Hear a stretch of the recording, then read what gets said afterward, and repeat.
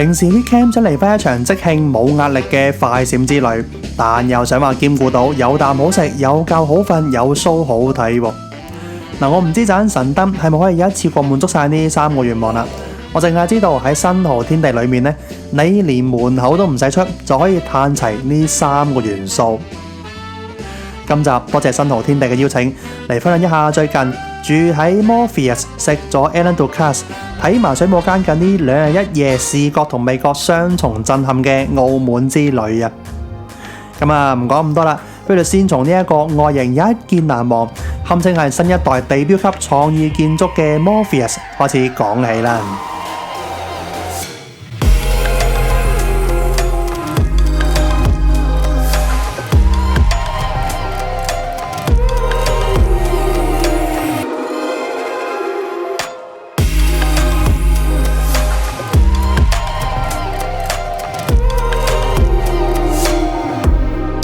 眼前呢一座全球第一棟採用自由形態外骨骼結構嘅建築呢，正正係出自薩克赫迭呢一位殿堂級建築大師嘅手筆。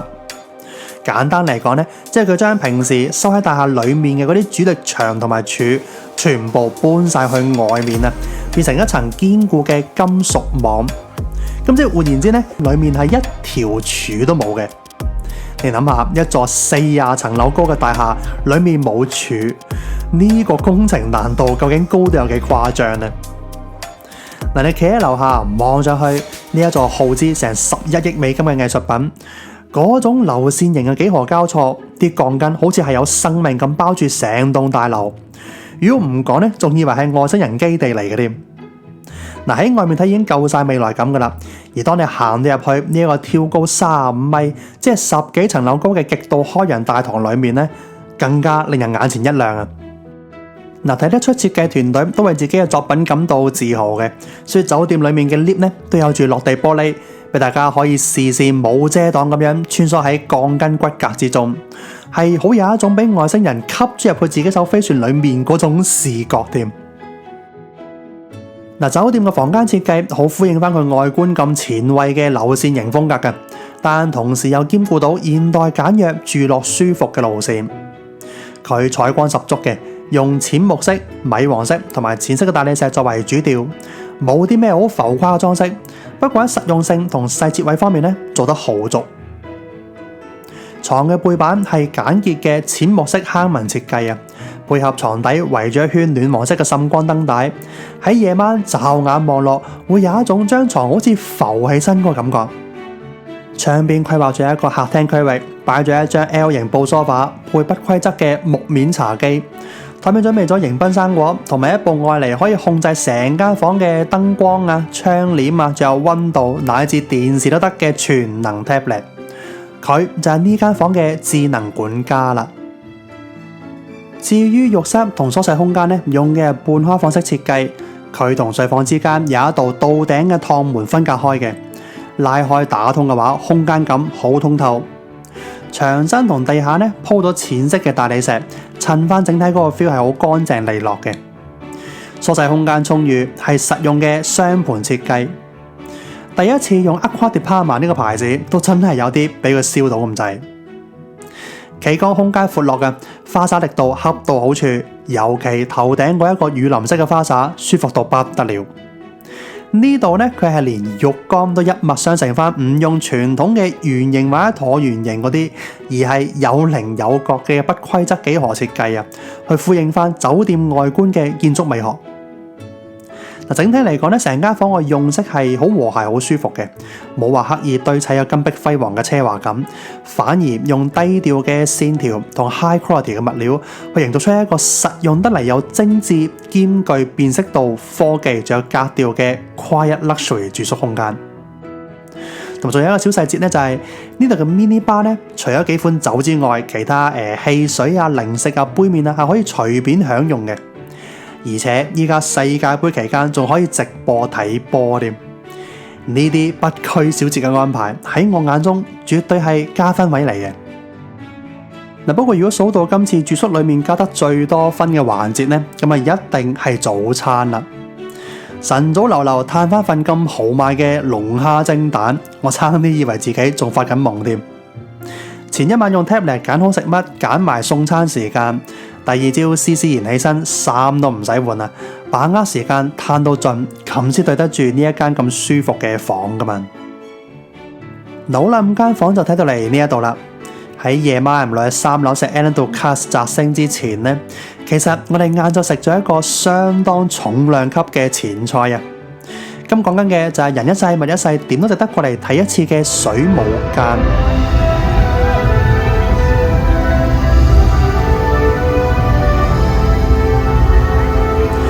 我對佢印象原本仲係停留喺幾年之前嘅事，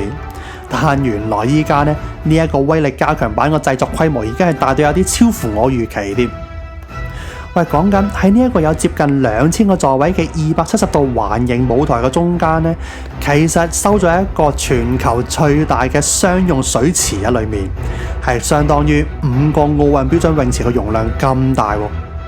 不過嗰神乎其技之處係佢水陸舞台之間嗰個轉換，即係由一個深水池能夠極速抽乾啲水，變成一個硬度十足嘅固體舞台呢，都只係需要短短幾廿秒就搞掂噶啦。然後轉個頭呢，又可以變翻做水池。哇！即係呢一種機關設計背後係無數升降台同埋極其複雜嘅水管系統，真係唔到你唔服，好想親眼見一次。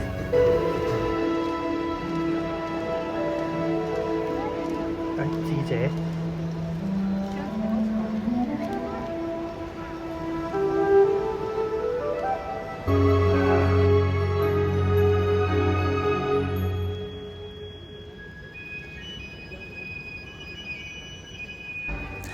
嗱，今次呢個新篇章個故事情節咧，豐富咗唔少，除咗加入咗一啲真係會睇到眼都唔眨嘅新場景，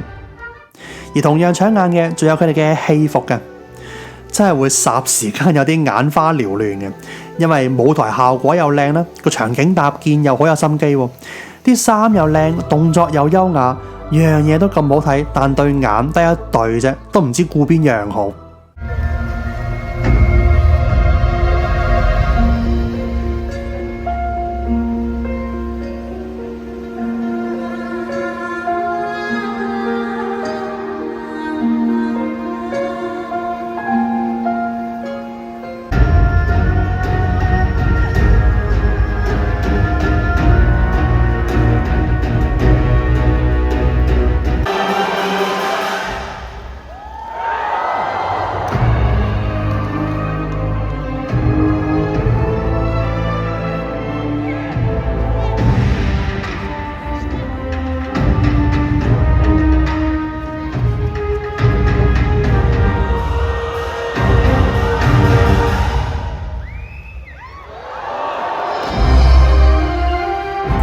之前好有睇頭嘅飛車環節，依家繼續有保留翻落嚟嘅。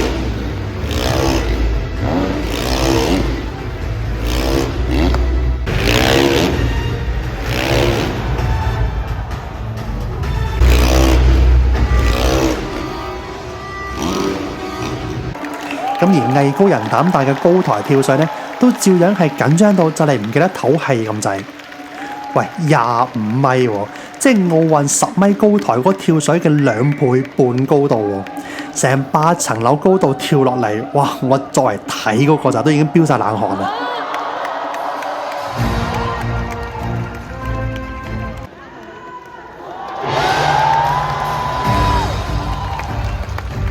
水舞間唔單止係睇特技啊，佢嘅服裝啊、音樂啊、燈光啊，甚至係水嘅舞動，其實全部係配合得天衣無縫。呢90分鐘嘅演出冇一句對白嘅，純粹就係透過肢體語言同埋視覺效果去講一個故事。個半鐘嘅 show 唔經唔覺就嚟到尾聲噶啦，我諗個個都意猶未盡噶啦嗬。如果你同我一樣都係喺度 plan 緊下次坐邊個位會睇得再爽啲嘅話呢，我覺得可以試下揀最前排嘅呢個淺水區嗰啲座位啊，即係相當於係最靠近舞台嘅搖滾區。嗱，雖然佢哋係會準備定啲毛巾同雨衣派俾你嘅，但你預咗濕身就梗噶啦，佢肯定夠晒過癮啊！嗱，如果睇完仲未夠喉嘅朋友，其實外面仲有啲互動打卡位啊，例如你可以試下掹把舞之劍出嚟，或者去魔鏡嗰度變身做劇中嘅角色。又幾估唔到，原來至正呢個造型呢都幾啱我嘅。欣賞完水舞間，其實成個新濠天地裏面仲有大把藝術品可以邊行邊睇。唔使講咁遠，就喺 Morpheus 嘅23樓呢，已經有一個相當開揚嘅藝術展出空間。喺呢度幾件藝術品當中，最搶眼嘅一定係 COS 最廣為人知嘅自創角色 Companion 啊，一隻融合咗米奇老鼠、小丑仲有骷髏造型嘅角色。佢度有一隻細嘅攬住一隻大嘅，就想引導觀眾去反思人際同親子關係。其實唔單止呢一度噶，成個新濠天地仲有大把 art piece。咁當中最重頭戲嘅呢，就位於金光大道入口，由 Daniel Arsham 為新濠天地度身打造嘅大型藝術裝置《夢幻之門》。呢個作品好有意思嘅，佢係藝術家第一次用兩座相對而立嘅空心雕塑頭像做主體，佢裏面鏤空成一個好錯綜複雜嘅樓梯，比喻人類嘅意識就好似迷宮咁樣嘅思維路徑。佢成個設計相當有視覺上嘅衝擊。咁除咗夢幻之門之外呢，仲有村上隆用馬賽克精心砌成足足20米闊、閃靈靈嘅太陽花牆。仲有啊，唔好漏咗吳少商呢個用銅鑄美金鈔票拼合而成嘅呢一個行走的財富。你又可以欣賞下 Julio Leparc 對於光線同動感嘅掌握，睇下趙趙對於天空嘅記憶。仲有喺佢對面主題互相呼應，重現咗地球上9個唔同地方海洋顏色嘅作品9樣。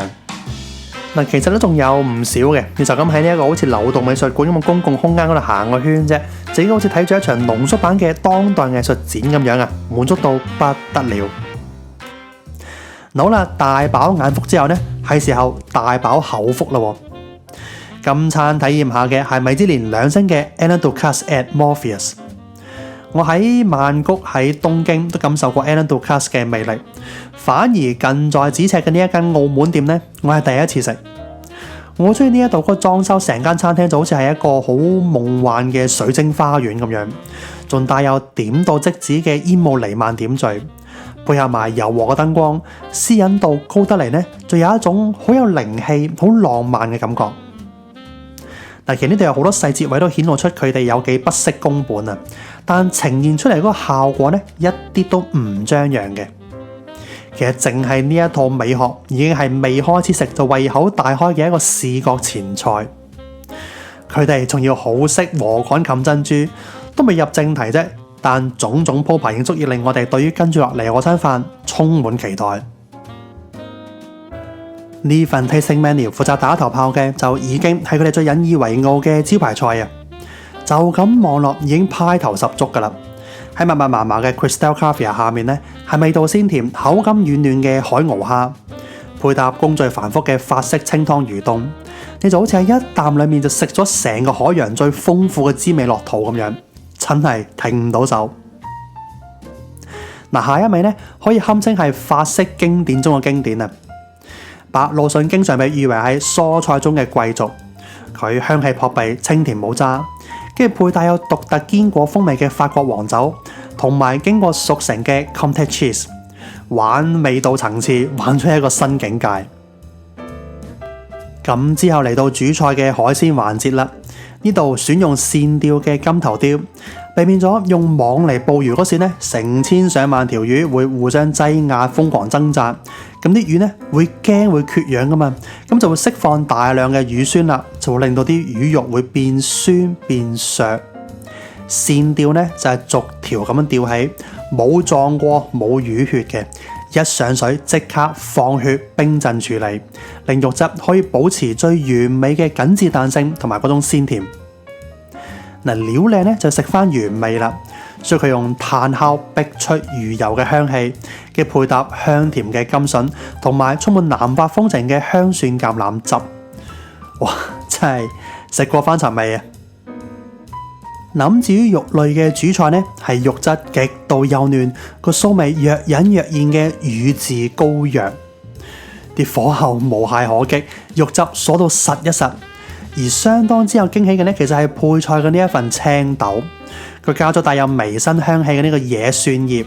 啱啱好平衡咗羊肉嘅油脂感，食落豐富得嚟呢，完全唔覺得漏。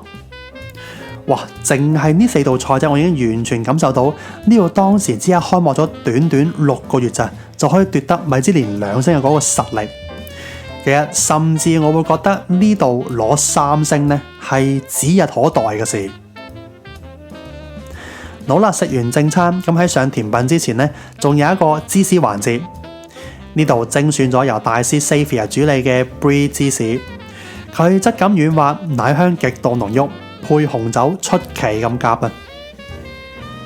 咁最後甜品環節呢，我揀咗一款傳統嘅法式經典 Rhubarba 嚟埋尾。即係點講呢？佢係好食到會令你對於呢款甜品改觀嘅。呢嚿蛋糕呢，我可以將佢睇成係一塊識呼吸嘅金黃海綿，充滿彈性同韌度，索滿冧酒都依然能夠保持住立體嘅形狀。入口濕潤鬆軟，即刻化開。貨真價實嘅 Vanilla Cream 好香好輕盈嘅，將酒精嗰些微刺激嘅感覺都完美中和咗，食落順滑無比，滿足到不得了。因為 Alain Ducasse 本人咧係超中意食 Rhubarba 嘅，所以你揀佢絕對冇錯噶啦。你最多只會後悔點解咁遲先認識到呢一款甜品嘅啫。嗱，今餐飯喺味道層面嚟講都真係無可挑剔噶啦。但我仲有一點相當欣賞嘅呢，就係佢哋嗰少少帶有表演性質嘅鋪排，既會增添到少少額外嘅情趣，令普通食餐飯都可以有更加豐富嘅點綴，可以留低好多記憶點。但佢又可以拿捏到唔會去到話做多咗嘅嗰一種畫蛇添足嘅多餘感覺。佢會令你感受到佢嘅誠意，但又唔會覺得佢煩。即係呢一種分寸之差嘅火候呢，其實最能夠體現到佢哋服務嘅溫度。嗱，睇完咁極致嘅法式餐飲體驗呢，不如我順手分享一下另一場堪稱係神仙打交級別嘅米芝蓮6星4手聯乘晚宴啊！大中華區唯一同時榮獲米芝蓮3星同黑珍珠3鑽嘅越讚傳奇御龍軒，聯同世界上唯一嘅潮州菜餐廳能夠榮獲米芝蓮3星嘅北京潮上潮，炮製咗一餐頗為轟動嘅龍潮薈萃4手晚宴。我有幸受邀請出席，真係大開眼界。好啦，咁嚟簡單回味下啦。打頭炮嘅有御龍軒嘅彩花紅蟹水晶果，鮮甜無比啊！前菜餐品呢，有爆汁嘅酥脆雙蠔金柳衣，同埋用荔枝木燒製嘅金桔蜜潤叉燒，配搭潮上潮好有創意嘅豆醬金桔魚飯撻啊！之後主菜環節，潮上潮嗰度老菜譜扣樣療心，將時間沉澱嘅味道發揮到極致。而御龍軒嘅真包麻婆酥肉球係出奇地咁有火花嘅配搭啊！仲有潮上潮嘅沙茶炭燒牛肉盒，回味無窮。咁而最有驚喜嘅呢，就係壓軸嘅嗰一道酸辣龍蝦赤琉球配野生雪吻魚花膠，兩位主廚聯手將海鮮海味嘅無限可能性展現得淋漓盡致。呢一場可遇不可求嘅味覺對話，絕對可以算係最近中菜界嘅巔峰之作嘅。好啦，咁講到嚟呢度，今條片都嚟到尾聲噶啦。諗翻轉頭，的確係幾意想不到嘅2日1夜啊！見識到原來酒店可以咁樣起嘅，原來美食可以咁樣呈現嘅，原來 show 係可以咁樣表演嘅，都真係幾大開眼界。最後再一次多謝新濠天地嘅邀請，希望大家中意今集嘅內容，我哋下條片再見。